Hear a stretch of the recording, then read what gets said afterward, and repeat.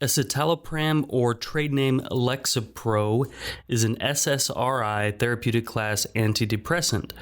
The way that this works, like we just said, it's SSRI. That means selective serotonin reuptake inhibitors. Okay, so what really happens here is in our neurological system, we have neurons, we have axons, and between our neurons, we have things called neurotransmitters. And these neurotransmitters play a role in our neurological processes, they play a role in our mood, they play a role in muscular movement and everything. And what we have here is we have little neurotransmitters that travel between one axon and another axon throughout our nervous system. And there's a little space between axons called a synapse.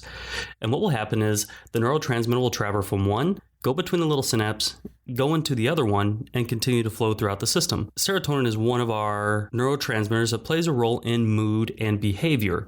Okay, so it's a really important neurotransmitter that affects our mood. So what these SSRIs do, so between these synapses, we actually have things that will pull these neurotransmitters back into the system and get them, back into the neurons. But what these SSRIs do is they actually prevent the serotonin from going back into the previous axon and leave more of it in the synapse available.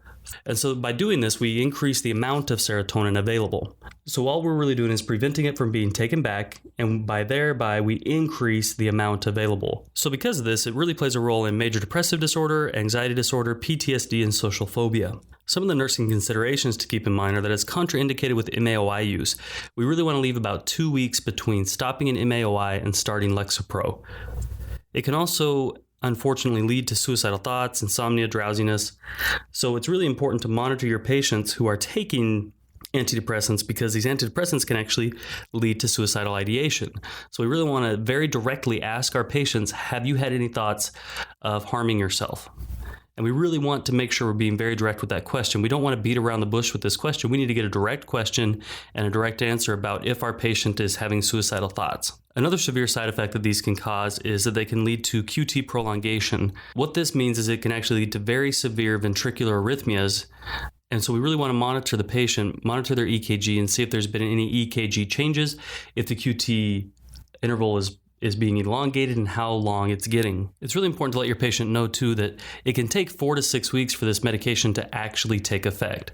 So you really want to let your patient know, you're not going to notice right away a complete change in your mood or your depression kind of subsiding a little bit, but it's going to take a month, maybe more, for this to actually even start working.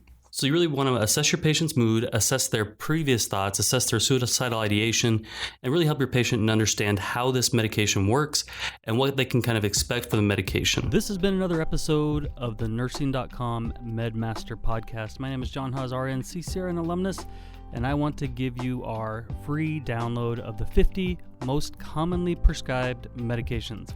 To get that free download, just go to nursing.com/50meds. That's 50. nursing.com/50meds.